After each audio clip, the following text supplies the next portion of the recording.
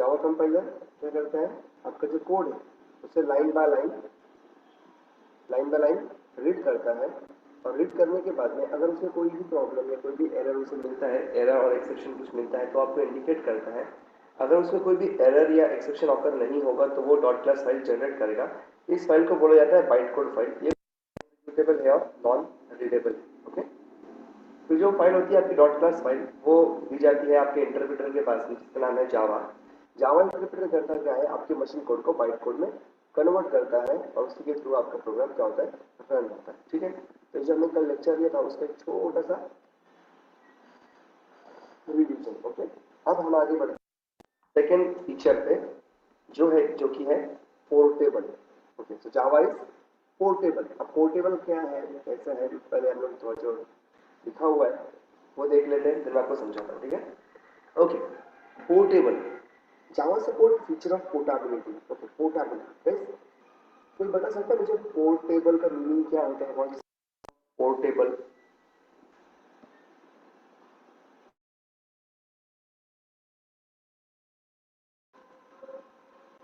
बोलो। Portable, normal English word portable. Portable का meaning क्या होता है?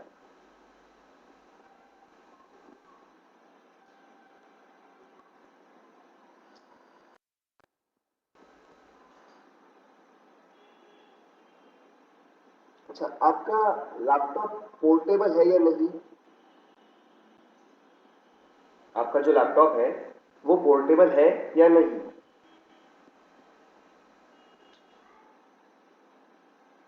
यस, है। पोर्टेबल यानी कि एक जगह से दूसरी जगह पर इजीली कैरी कर, movable. Okay, means movable. Okay, आप उसे एक जगह से दूसरी प्लेस पे इजीली मूव कर सकते हो। तो जावा भी क्या है, पोर्टेबल है। आप जावा के कोड को इजीली कहीं पे भी मूव कर सकते हो। ओके, सेकंड पॉइंट क्या है, Java program can move easily from one system to another system at any time. आपका जावा का जो प्रोग्राम है वो एक सिस्टम से दूसरे सिस्टम पर इजीली मूव किया जा सकता है, वो भी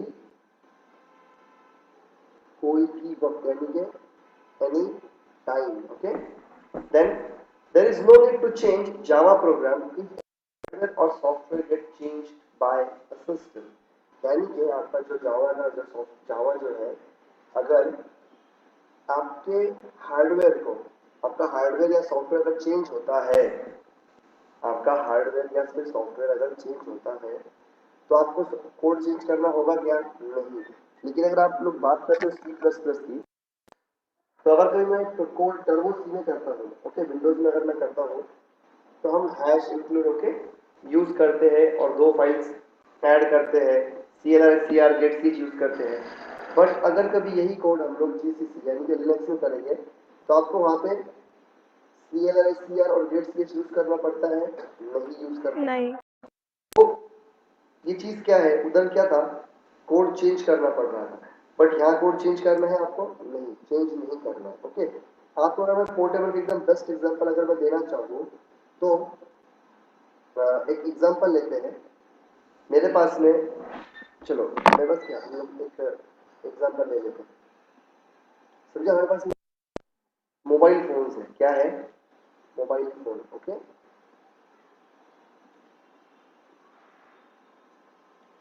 यहाँ पे सिर्फ 3 मोबाइल फोन है। कितने मोबाइल फोन है? 3 मोबाइल फोन है।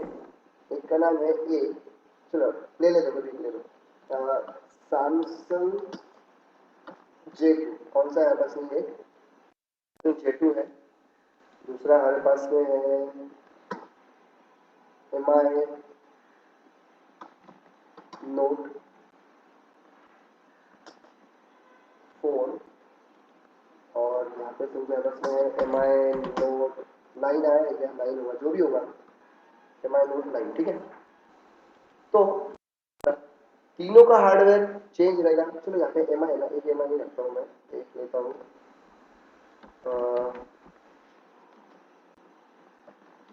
आईफोन 12। तो यहाँ पर आईफोन में चलेगा नहीं, यहाँ पर चलेगा आईफोन क्यों ले रहा हूँ, एंड्रॉइड पे चाहिए, एंड्रॉइड बेस रियल मी।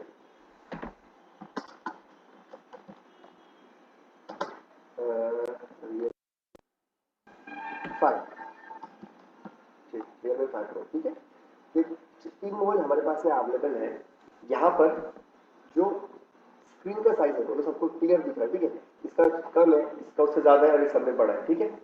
तो यहाँ पे हार्डवेयर समझो 1 GB रैम है, यहाँ पर 4 GB रैम है और यहाँ पर 6 GB रैम है, ओके।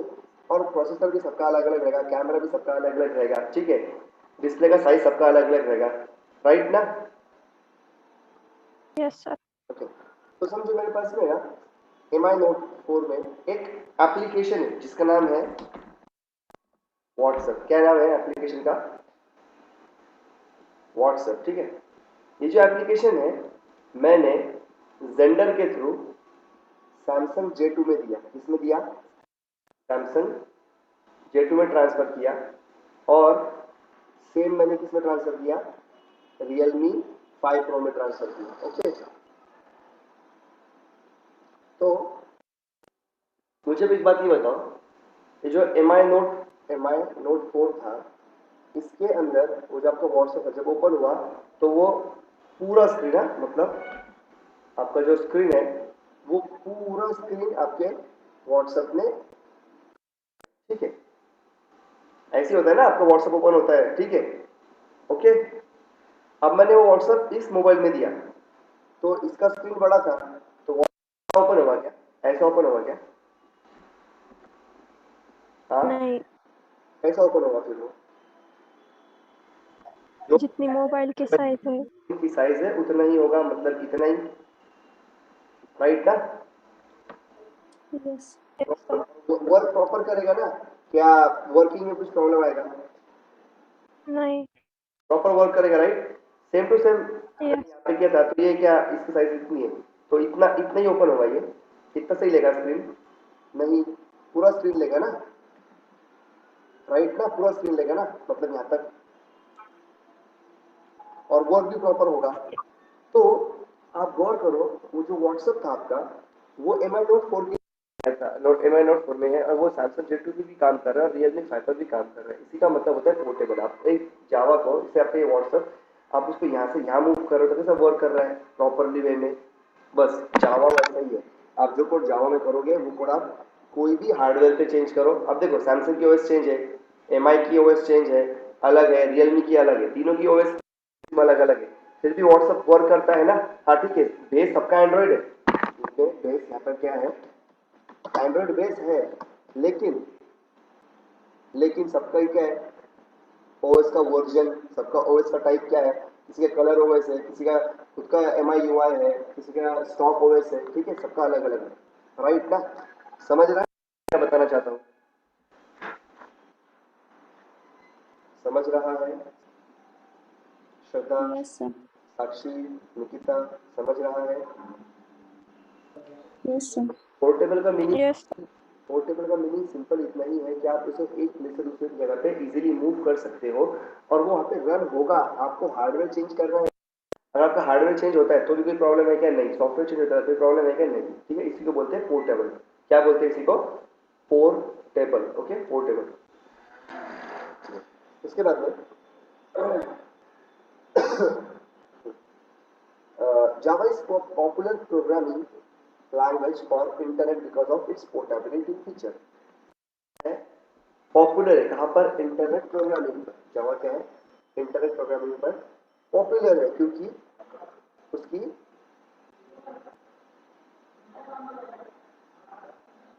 पोर्टेबिलिटी फीचर की वजह से, ओके। जस्ट मिलेगा 1 मिनट, ठीक है। तो अगर बात कर रहे थे जावा क्या है? इंटरनेट प्रोग्रामिंग के ऊपर popular just because of portability. Portability अब समझ रहे होगा आप लोगों को, इजीली जगह से दूसरी जगह पे मूव हो सकता है, हार्डवेयर चेंज नहीं होगा, सॉफ्टवेयर चेंज करने की जरूरत नहीं, और जो कोड आपने एक बार किया है वो कहीं पे भी सकता है, ठीक है। इसलिए को ना एग्जांपल में क्या लिखा है, can share any application from one mobile to another mobile, okay. Example WhatsApp, Hike, any game, okay. आप लोग इन्हें शेयर करते हो एक मोबाइल से दूसरे मोबाइल के ऊपर, ठीक है, और वो प्रॉपरली वर्क करते हैं, ठीक है। उसी को हम लोग क्या बोलते हैं? Portable, okay. समझा? कोई यस सर। प्रॉब्लम? उसके बाद में का जो नेक्स्ट फीचर है वो है platform independent. Java is known as platform independent programming language. Java क्या है? Platform independent. प्लेटफॉर्म इंडिपेंडेंट बता सकते हैं मुझे what is the meaning of platform independency? Important feature है, सब में ज्यादा इंपॉर्टेंट फीचर है ये जावा का। कोई बता सकता है प्लेटफॉर्म इंडिपेंडेंसी का? पता है किसी को प्लेटफॉर्म इंडिपेंडेंट? ठीक है चलो मैं बताता हूँ। प्लेटफॉर्म यहाँ पे एक बात याद रखो, प्लेटफॉर्म जो बोल रहे हैं ना, प्लेटफॉर्म प्लेटफॉर्म का मीनिंग यहाँ पर है ऑपरेटिंग सिस्टम। क्या है? Operating system. ओके, तो अभी आप अब आपके पास है मल्टीपल ऑपरेटिंग सिस्टम, आपको पता है आपके पास है मल्टीपल ऑपरेटिंग सिस्टम्स है। कौन कौन सी है?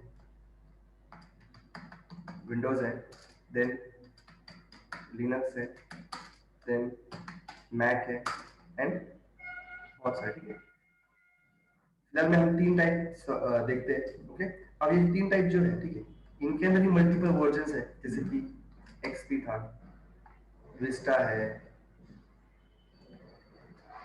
एक्सपी है, विस्टा है, 7, 8, 8.1, विंडोज 10। ठीक है, मल्टीपल है। तो इसमें सर्वर ओएस अलग है। देन अगर आप लिनक्स के ऊपर आते हो तो लिनक्स के अंदर आपके पास में जिंटेल है, उबंटू है, देन रेड हैट का लिनक्स है, और मल्टीपल। ठीक है, मैक आप जैसे आप लोग नाम से जानते हो iOS। ठीक है, इसमें भी माउंटेन लायन है, अलग अलग आपके पास में अवेलेबल है। ठीक है, तो ये जो ऑपरेटिंग सिस्टम है ना, प्लेटफॉर्म इंडिपेंडेंसी को बोला जाता है कि जो आपका XP है, या विंडोज विस्टा है, या फिर जिंटेल है लिनक्स का, या उबंटू है, या रेड हैट है, या iOS है, इन किसी पर भी क्या होना चाहिए, वो इजीली रन करे। इजीली क्या हो जाए? रन करे, बिना कोई कोड चेंज करे। जैसे आपको मैंने बताया, आप अगर C++ की कोडिंग उबंटू में करते हो तो कोड चेंज करना होता है, और विंडोज में करते हो तो कोड चेंज करना पड़ता है। वो क्यों? क्योंकि C++ इंडिपेंडेंट नहीं है, बट जावा क्या है? इंडिपेंडेंट है। जो कोड आपने, समझो अगर आपने एक सॉफ्टवेयर बनाया विंडोज में, और अगर आपने उसे रन किया लिनक्स में, जावा की बात कर रहा हूँ मैं, अगर आपने जावा में कोई सॉफ्टवेयर बनाया, ठीक है, जावा लैंग्वेज पे सॉफ्टवेयर बनाया कि कौन से विंडोज में? विंडोज 7 में। ओके, आपने उसे रन किया उबंटू में, चलेगा? यस चलेगा। कोड चेंज करना होगा? नहीं। समझ रहा है क्या बोल रहा हूँ मैं? Yes sir. ओके, तो आगे बढ़ते हैं, प्लेटफॉर्म इंडिपेंडेंस के बारे में पहले पढ़ते थे।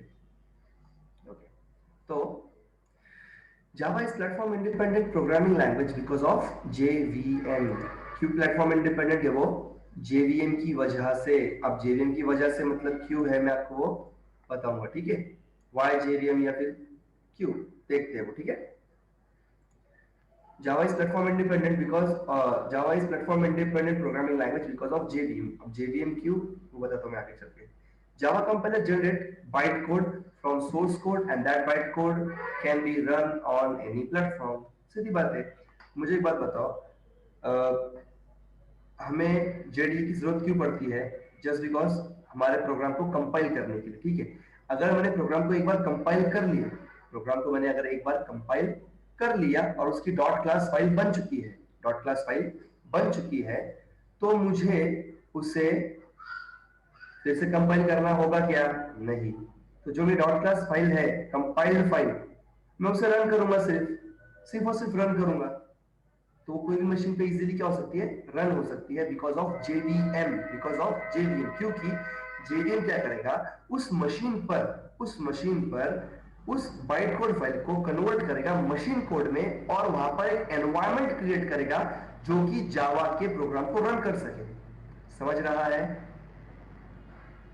देखो, bytecode is executed on different machine by JVM and generate same output, और आउटपुट भी चेंज नहीं होगा। जैसे अभी देखो व्हाट्सएप, अगर आपने समझो साक्षी, निकिता और श्रद्धा, आप तीनों, ठीक है, आप तीनों के पास, आप ये समझो मेरे पास में व्हाट्सएप है, इसका कलर ग्रीन है। ओके, मैंने वो आप तीनों को शेयर किया। ओके, साक्षी ने ओपन किया, उसका कलर रेड हो गया, निकिता ने किया तो ब्लू हो गया, श्रद्धा ने ओपन किया तो ब्लैक हो गया। ऐसा होता है क्या? होता है क्या ऐसा? नहीं ना। नहीं। या फिर ऐसा होता है जो सर्च का बटन साइड में है वो नीचे आ गया, जो टाइपिंग का टेक्स्ट बॉक्स है वो ऊपर आ गया, ऐसा होता है कभी? नहीं। नहीं, क्यों? क्योंकि ये क्या है, प्लेटफॉर्म इंडिपेंडेंट है। क्या है? जावा क्या है? प्लेटफॉर्म इंडिपेंडेंट है। तो आपको कोड चेंज करना नहीं है। जो जो आउटपुट वो मेरे मोबाइल में जनरेट कर रहा था, वो सेम आउटपुट कहाँ जनरेट करेगा? वो आपके मोबाइल में जनरेट करेगा। ठीक है? then there is no need to develop program again and again and no need to recompile same program. आपको प्रोग्राम बार बार डेवलप करने की जरूरत है क्या? नहीं। अगर आपने एक प्रोग्राम एक बार बना लिया है तो बस हो गया। हर कंप्यूटर के लिए, हर मशीन के लिए, हर मोबाइल के लिए अलग अलग करने की जरूरत है क्या? नहीं। ठीक है? हर एक के लिए अलग अलग करने की जरूरत नहीं है। और आपको बार बार कंपाइल भी नहीं करना है। एक बार कंपाइल कर दिया, उसका आउटपुट आपने देख टेस्ट कर लिया, हाँ आउटपुट राइट आ रहा है, बस हो गया। जब अब आप उस फाइल को किसी को भी शेयर करो, वो जो आउटपुट आपके पास जनरेट कर रहा था वही सेम टू सेम आउटपुट उस मोबाइल में या उस कंप्यूटर में जनरेट करेगा। Okay? Then on different platforms JVM can convert bytecode into machine code and generate output. JVM हर अलग अलग मशीन पे कर सकता है, मशीन कोड को, बाइट कोड को मशीन कोड में कन्वर्ट कर सकता है, आउटपुट जनरेट कर सकता है। Then there is no need to check availability of JVM on different machine. आपका JVM हर मशीन पर बाय डिफॉल्ट अवेलेबल होगा तो होगा, रहता ही है। ओके? देन ये है आपका फिगर है किसका? JVM का। मैं आपको JVM का फिगर बना, JVM का फिगर, सॉरी, प्लेटफॉर्म इंडिपेंडेंसी का फिगर है ये, मैं आपको ड्रॉ करके दिखाता हूँ। ठीक है? जैसे हमने कल भी किया था, ये उसी वैसे वैसा ही है।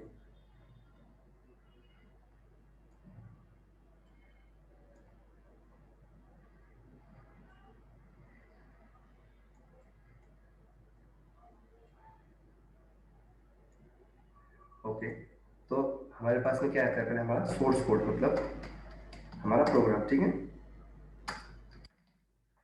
देन हमारे पास में रहता है हमारा कंपाइलर जिसका नाम है जावा सी। ओके?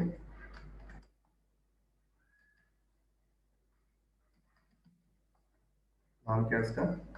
जावा सी। सोर्स कोड का एक्सटेंशन क्या होता है? डॉट जावा। जनरेट क्या करता है आपका कंपाइलर? डॉट क्लास फाइल, जिसे हम क्या बोलते हैं? File code.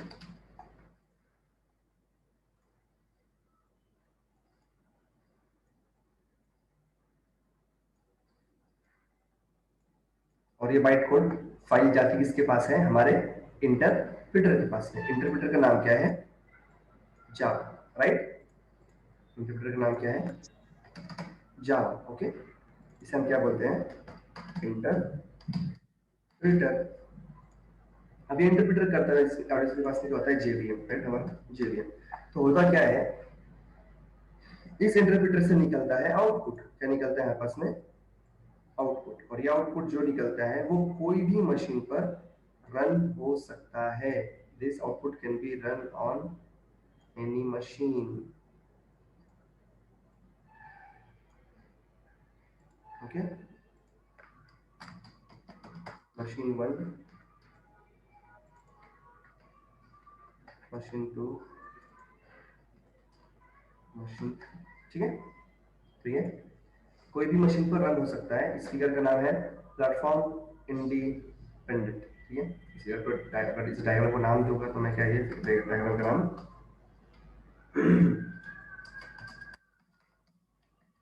Platform independent.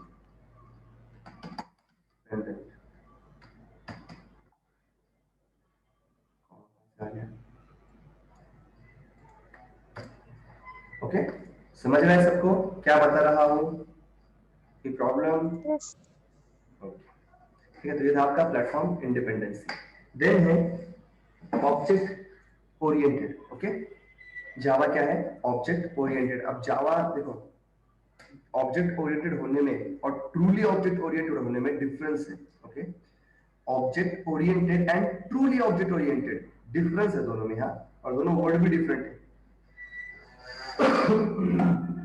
Just minute.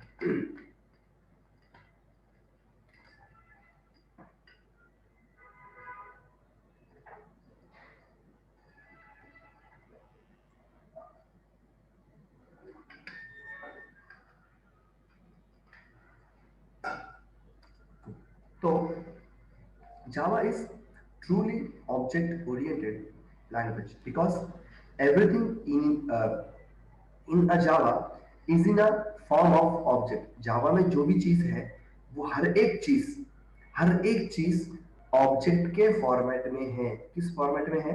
Object. Okay, अगर आप याद करोगे तो सी प्लस प्लस में आप अगर मेन फंक्शन क्रिएट करते थे तो मेन फंक्शन आप क्लास के अंदर क्रिएट करते थे या बाहर क्रिएट करते थे? मुझे ये बताओ,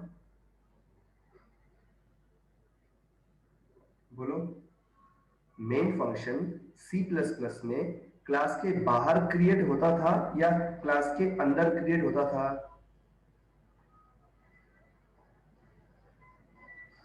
बोलो। बाहर। बाहर, ठीक है। अब हमें अच्छे से पता है अगर हमें कोई भी फंक्शन कॉल करना है तो हम उसे किससे कॉल करते हैं? उसके ऑब्जेक्ट्स, ठीक है। अब मेन फंक्शन को तो हम कॉल नहीं करते, ठीक है, पहली बात याद रखो। लेकिन जावा में मेन फंक्शन भी कहाँ रहेगा? क्लास के अंदर रहता है। कहाँ रहता है? क्लास के अंदर होता है। ओके, देन क्लास के अंदर रहेगा। अब उसका ऑब्जेक्ट बनाना है नहीं बनाना है, क्या है कैसा है, वो बात की बात है। पहले ये जान के समझ लो बात कि आपका मेन फंक्शन भी अब कहाँ रहेगा? क्लास के अंदर ही रहेगा। आपको आपसे जो भी काम करना है वो ऑब्जेक्ट के थ्रू ही करना है। कोई फंक्शन कॉल करना है ऑब्जेक्ट के थ्रू, कुछ भी करना है ऑब्जेक्ट के थ्रू, हर एक चीज ऑब्जेक्ट के थ्रू ही काम होगी, ऑब्जेक्ट के थ्रू ही काम करेगा। ठीक है, जावा में हर चीज ऑब्जेक्ट के ऊपर डिपेंड है। ठीक है, then the entire program code method variables are stored in a class. Stored, I will, okay, stored in a class। ठीक है, आपका जितना भी कोड है, वेरिएबल है, फंक्शन है, जो भी है, उस सबका सब चीज किसके अंदर रहेगा? हमेशा हमेशा क्लास के अंदर रहेगा। और जो भी चीज अगर आपको क्लास में से कॉल करनी है तो आपको पहले उस क्लास का ऑब्जेक्ट क्रिएट करना होगा और उस ऑब्जेक्ट के थ्रू ही आप उस चीज को कॉल कर सकते हो। जैसे कि अगर आपको समझाना चाहूं,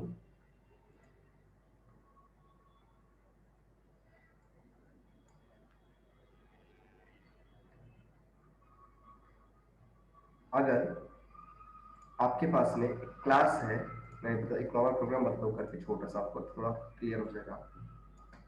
समझो, आपके पास में क्लास है, क्लास ए बी सी, ठीक, एक क्लास है ए बी सी।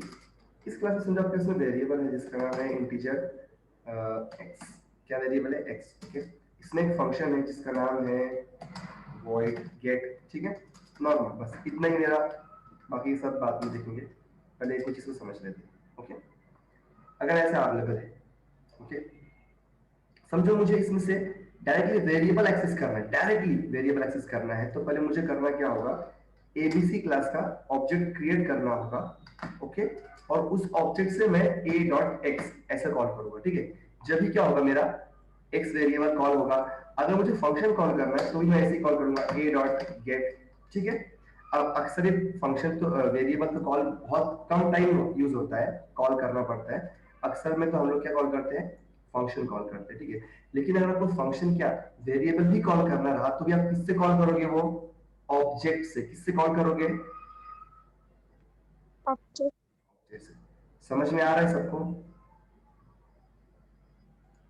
ठीक है, तो ये बात याद रख लो। अभी एक बात दिमाग में बिठा लो कि जावा में जितनी भी चीज है वो सबका सब क्या रहेगा?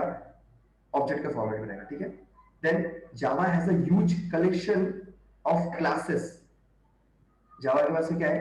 ह्यूज कलेक्शन, मतलब बहुत ज्यादा कलेक्शन है पैकेजेस का, क्लासेस का। Okay, for the user and all the classes are included in a specific packages. Java के पास में ना बहुत सारे इनबिल्ट क्लासेस अवेलेबल है जो क्लासेस का यूज करके यूजर अपना प्रोग्राम डेवलप कर सकता है। और वो जो क्लासेस है वो क्लासेस पैकेज में अवेलेबल है। किसमें अवेलेबल है? पैकेज में अवेलेबल है। अब अगर कभी आपको उस क्लास को एक्सेस करना है तो पहला काम आपका ये है कि आपको पैकेज आपके प्रोग्राम में इंपोर्ट करना होगा, पैकेज प्रोग्राम में इंपोर्ट करना होगा। दूसरा काम आपका ये है, आपको उस क्लास का ऑब्जेक्ट क्रिएट करना होगा, तभी आप उस क्लास के फंक्शन को एक्सेस कर सकते हो। समझ रहा है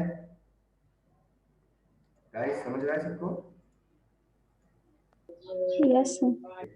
All the classes property are accessed by creating the object of classes. But Java is not 100% object oriented programming language. Java truly object oriented है but 100% नहीं है. Why? इसका रीजन क्या है वो हम लोग हमारे आगे जब चैप्टर स्टार्ट हो गए आगे हमें समझ में आएगा कि क्यों नहीं है. ठीक है, ये वैसे ये अभी समझ में आएगा, थोड़े आगे कुछ है फीचर्स उसमें समझ आ जाएगा. ठीक है, देन चार हमारे मेन क्या बोलते हैं फीचर्स. ओके, फीचर्स थे. अब हो गए चार. अब आते हैं रोबस्ट एंड सिक्योर पे. फिफ्थ है रोबस्ट. रोबस्ट का मीनिंग होता है फास्ट. जावा क्या है? फास्ट है. क्यों फास्ट है वो देखते हैं. Java strictly check data for error and exception at compile time and as well as run time. Java करता क्या है, डेटा पे चेक करता है एरर्स और एक्सेप्शन को. जो आप डेटा यूजर एंटर करता है ना, जो भी डेटा यूजर एंटर करेगा या जो डेटा वहां से आ रहा है वो डेटा में एरर या एक्सेप्शन है या नहीं, आपका जावा कंपाइल टाइम पर भी चेक करता है और रन टाइम पर भी चेक करता है. ठीक है. सेकेंड थिंग, जावा में जैसे आपको याद होगा सी प्लस प्लस में अगर हमें मेमोरी मैनेज करना है, मेमोरी मैनेजमेंट करना है, तो उसके लिए क्या था? डिस्ट्रक्टर था. क्या था? डिस्ट्रक्टर था. ठीक है, जो मेमोरी यूज की नहीं है अगर उसे डिस्ट्रॉय करना है, रिलीज करना है, फ्री करना है. ठीक है, आप जो बोलना चाहो वो बोलो. डिस्ट्रॉय बोलो, फ्री बोलो, रिलीज बोलो. अगर आपको रिलीज करना है तो आप क्या करते थे? डिस्ट्रक्टर यूज करते थे. और डिस्ट्रक्टर रन कब होता है? जब आपका प्रोग्राम टर्मिनेट होता है, जब मेमोरी यूज में नहीं होती है तब. राइट. तो वही सेम टू सेम कंसेप्ट जावा में अवेलेबल है, बस उस चीज का नाम अलग है और वो चीज यहाँ पर ऑटोमेटिकली परफॉर्म होती है. ठीक है, बता रहा हूँ. In the Java all the memory management problem are solved by using different memory management schemes such as garbage collection. देखो, in Java all the memory management problem are solved by using different memory management schemes such as garbage collection. That's why Java is called as robust programming language. अब garbage collection मतलब क्या होता है? जो भी value आपके काम की नहीं है, जो वैल्यू आपके काम की नहीं है उसे करेक्ट करके मेमोरी से बाहर कर देना. जब आप उसे मेमोरी से बाहर कर दोगे तो आपकी मेमोरी का स्पीड क्या हो जाएगा? बढ़ जाएगा. मतलब नॉर्मली बोलना चाहूंगा ट्रैफिक नहीं रहेगा, ट्रैफिक जाम हट जाएगा वहां से. नॉर्मली ट्रैफिक जाम नहीं रहेगा, जितना ट्रैफिक नहीं रहेगा उतना स्पीड में आप काम कर सकते हो. ठीक है. और मेन थिंग ये गार्बेज कलेक्शन जावा में ऑटोमेटिकली होता है. कैसे होता है? ऑटोमेटिक. इसके लिए आपको कुछ भी नहीं करना है, जावा खुद इसका ध्यान रखता है. जावा खुद इसका केयर लेता है. ठीक है, memory management technique regarding garbage collection. ठीक है, याद रहेगा? Yes, sir. Okay, good. Then Java Java is secure. Java क्या सिक्योर है? अब जावा सिक्योर क्यों है वो देखते हैं. जावा सिक्योरिटी के 4-5 रीजन यहाँ पे. पहला रीजन देखते हैं, security is necessary on internet. Right. अगर आप लोग इस ट्रांजैक्शन कर रहे हो, अगर आप लोग डेटा ट्रांसफर कर रहे हो, इंफॉर्मेशन बहुत सेंसिटिव है, या फिर आप अगर ट्रांजैक्शन कर रहे हो, पैसे का लेन देन कर रहे हो ऑनलाइन, अगर सिस्टम हैक हो गई तो आपका पैसा जा सकता है. यस. अगर इंफॉर्मेशन लीक हो गई नुकसान है. यस. तो इंटरनेट पे सिक्योरिटी बहुत इंपॉर्टेंट है. ठीक है. दूसरी बात ये है वायरस और थ्रेड सब में ज्यादा कहाँ पे है? इंटरनेट पर ही तो है. राइट. ये राइट ना, इंटरनेट पर ही तो है वायरस और थ्रेड्स. तो जावा क्या करता है? स्ट्रिक्टली चेक करता है वायरस और थ्रेड्स को. ठीक है. Security necessary on internet programming because virus and threats are present on the network. Java strictly check virus and threats during applet transmission. Okay, applet transmission. जब आपका applet transmit होता है इंटरनेट पर, आपका जब applet इंटरनेट पर transfer होता है तो जावा क्या करता है? स्ट्रिक्टली चेक कर लेता है, चेक करता है कि एरर या फिर वायरस और थ्रेड्स प्रेजेंट तो नहीं है. अगर प्रेजेंट होगा तो वो ट्रांसमिट नहीं करता है. ठीक है. देन सब में important point, pointer is not supported. Pointer support नहीं करता है. पॉइंटर सपोर्ट नहीं करता है तो उसका मेन थिंग क्या? देखो, आपको याद होगा पॉइंटर करता क्या था? पॉइंटर क्या करता था? मेमोरी एड्रेस शेयर करता है. राइट ना, मेमोरी एड्रेस देता है ना हमें लाके. ओके. तो अब मुझे अगर एक बात ये बताओ, अगर आपको मेमोरी एड्रेस मिलता है तो आप इजीली सिस्टम को हैक कर सकते हो. इजीली हैक कर सकते हो अगर एड्रेस मिलता है तो. ठीक है. तो इसलिए जावा पॉइंटर है ही नहीं. जावा सिक्योर है ना, इसलिए जावा पॉइंटर नहीं है. देखो, pointer is not supported by Java because pointer directly access memory location Sometimes user gain the access of the memory location without proper authentication. In that case, memory may be collapsed. That's why Java is called as secure programming language for memory management.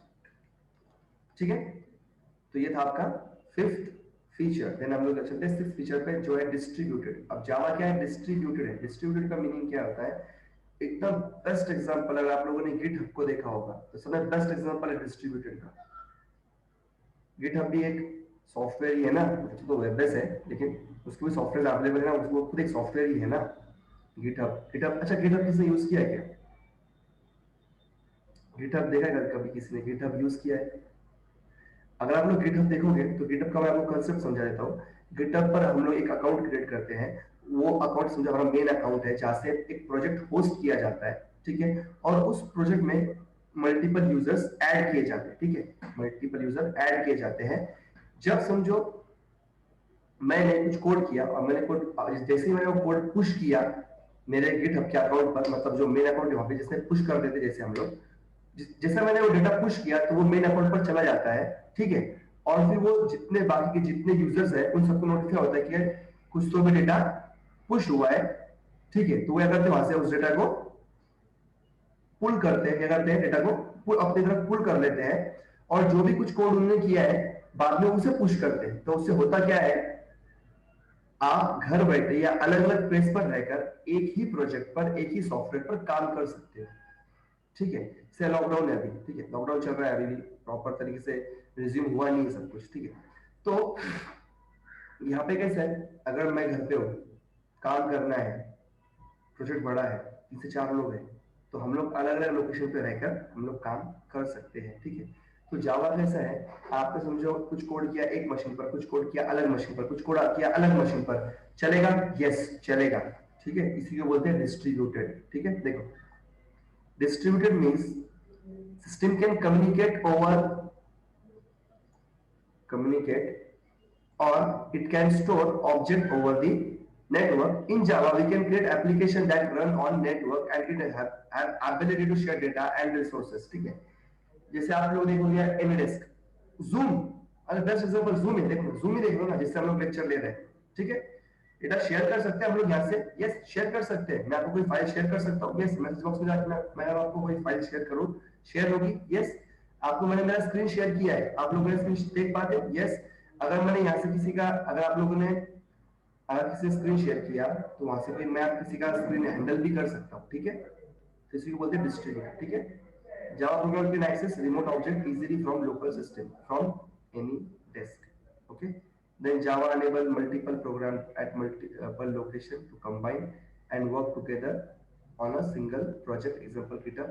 Applets में best example है distributed system का, ठीक है। आज यहाँ पे stop करते हैं। इसके अलावा किसी को क्वेश्चन हुआ, कुछ पूछना हुआ तो पूछ लो। Any query, any question, किसी कुछ पूछना है पूछ लो।